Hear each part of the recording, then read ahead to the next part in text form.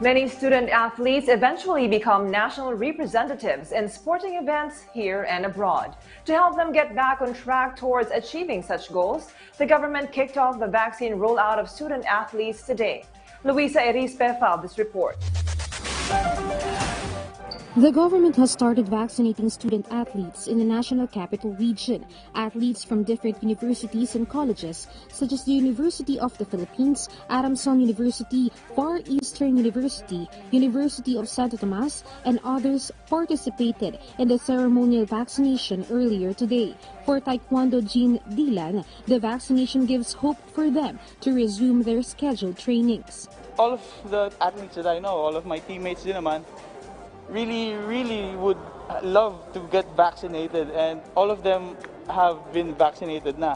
I'm excited na magsisimula na ulit yung training kasi lalo na't na-vaccinate na ako. According to the Commission on Higher Education and National Task Force on COVID-19, the vaccination for student athletes is key to the resumption of students' athletic trainings. But they recommend every personnel and player to be vaccinated first. Dapat talaga mabakunahan lahat kasi para talagang protektado at saka wala tayong tinatawag na gap.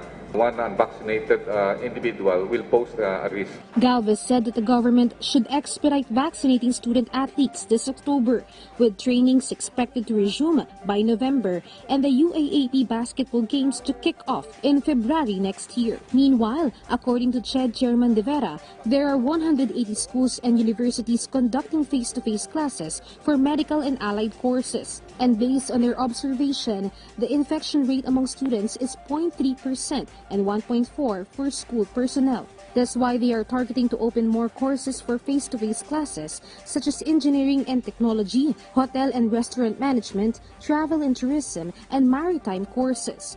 This next batch is bigger because the number of degree programs covered under that general approval is more than 20.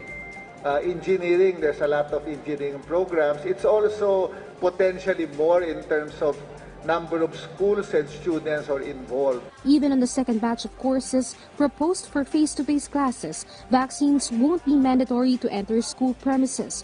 On the data provided by the NTF, there are 29 million minors who need to be vaccinated in the country. 14 million of them are college students. On other issues, specifically on a recommended third dose, Galvez said the supply of vaccines in the country is ready whenever the World Health Organization gives the go signal for a third dose to healthcare workers, the immunocompromised, and senior citizens. But they are still waiting the official WHO guidelines on which brands to administer.